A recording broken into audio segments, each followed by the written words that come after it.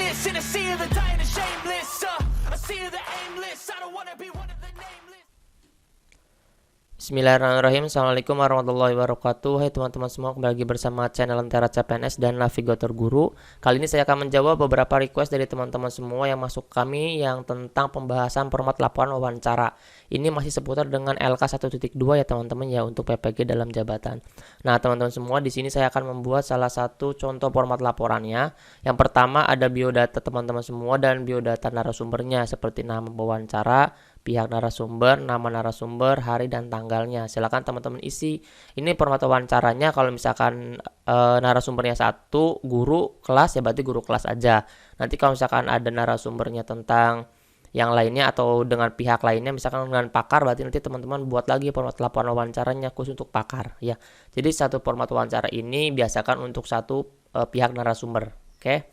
Nah, kemudian di sini ada tabel yang namanya nomor 1, jenis permasalahannya apa, pedagogi, pertanyaannya apa, jawaban hasil wawancaranya yang sudah direduksi. Teman semua, lebih baik kalau misalkan teman-teman mau mewawancarai, yang pertama langkahnya adalah buat dulu pertanyaannya apa saja yang berkaitan dengan permasalahan apa. Misalkan ini pedagogik nih. Di pedagogik jenis pertanyaannya apa nih akan teman-teman ajukan gitu. Kalau pertanyaan sudah ada, teman-teman akan lebih gampang ya. Jadi kalau teman-teman ingin mewawancarai seseorang, jadi pertama adalah stepnya buat dulu daftar pertanyaannya ya, sesuai dengan jenis permasalahan. Nah di sini saya coba untuk satu aja di teman-teman, di jenis permasalahan di pedagogik. Pertanyaannya yang pertama adalah apa yang menjadi penyebab masalah utama pada siswa. Kita garis bawahi teman-teman ya, karena ini kan siswa ya, kan ada juga yang jenis permasalahannya pada guru. Jadi teman-teman bisa mengklasifikasikan mana yang untuk siswa dan mana yang untuk guru. Nah kalau di sini kita akan coba untuk yang siswa dulu. Apa yang menjadi penyebab masalah utama pada siswa ketika hasil belajar menurun? Nah, ini kan berkaitan dengan pedagogi nih teman-teman ya. Nah, di sini ada jawabannya dari pewawancara atau narasumber kita. Nah, jadi dari pewawancara memberikan pertanyaan kepada narasumber, nanti narasumber memberikan arahan atau jawaban daripada pertanyaan teman-teman semua. Di sini saya contohkan ada 3 yang diberikan narasumber untuk menjawab pertanyaan pewawancara. Yang pertama adalah penyebab yang paling sering ditemui adalah hilangnya konsentrasi siswa pada saat pembelajaran. Berarti kan ini penyebabnya.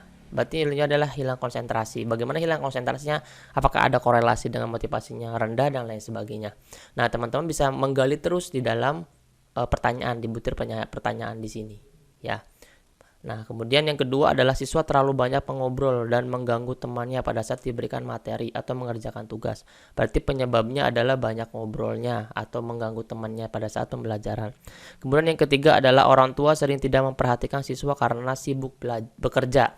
Nah, ini kan salah satunya ya teman-teman ya, daripada yang lain di atas nih. Nah, berarti ada dampaknya kalau misalkan orang tua tidak memperhatikan siswa karena sibuk bekerja. Ini kan berarti eksplorasi daripada permasalahan yang ada. Nah, ini kalau misalnya sudah seperti ini, teman-teman bisa menuliskan di setiap pertanyaan, di setiap butir pertanyaan. Supaya apa? Supaya teman-teman paham nanti terakhirnya disimpulkan bagaimana, karena di akhirnya ada simpulan hasil wawancara. Jadi simpulan hasil wawancara ini diberikan atau dituliskan daripada keseluruhan. Jadi jenis permasalahannya apa, pertanyaan apa, jawaban hasil wawancaranya apa, nanti disimpulkan teman-teman semua. Misalkan nih saya menyimpulkan ya, karena ini belum semua, saya akan simpulkan beberapa saja. Ini contohnya. Simpulan hasil wawancara adalah hasil belajar siswa menurun terutama pada literasi dan numerasi. Ini dibuat headline-nya karena kebetulan yang pertanyaan yang akan diajukan itu tentang literasi dan numerasi. Nah, kenapa? Karena banyak di antara siswa yang masih belum termotivasi akibat dari kebiasaan PJJ ke PTM. Oleh karena itu terjadinya loss learning atau learning loss dan diperparah minimnya dukungan orang tua untuk memberikan dukungan kepada siswa di rumah. Oke, jadi ini bisa teman-teman simpulkan dari wawancara yang sudah teman-teman berikan ke narasumber ya. Ini bisa diganti nih teman-teman, minimnya perhatian misalkan, supaya nggak sama-sama pendukung semua ya. Nah, dari kebiasaan PJJ ke PTM, oleh karena itu terjadinya learning loss dan diperparah minimnya perhatian orang tua untuk memberikan dukungan kepada siswa di rumah. Nah, ini hasil wawancara daripada tabel di atas. Jadi teman-teman nanti langkah pertama itu buat dulu jenis permasalahannya apa, pertanyaannya akan diajukannya apa, biar nanti narasumber menjawabnya tuh enak, dan teman-teman juga mengajukan pertanyaan tuh enak. Jadi kesemuanya tuh keseruannya bisa mengena gitu. Oke, kalau yang ini ada tanda tangan nama jelas dan pewawancara, ini titik mangsanya. Hai teman-teman semua, bisa bergabung bersama kelas belajar dan penambang bersama kami. Di sini ada keuntungannya, teman-teman bisa baca masuk ke dalam buku Bang Soal Lulus UP PPG dalam Jabatan. Ini khusus untuk teman-teman PGSD ya. Silakan teman-teman bisa masuk ke grup pendampingan kami, belajar dan kita sama-sama lulus di PPG dalam Jabatan 2022 ini. Terima kasih, silakan teman-teman untuk bergabung.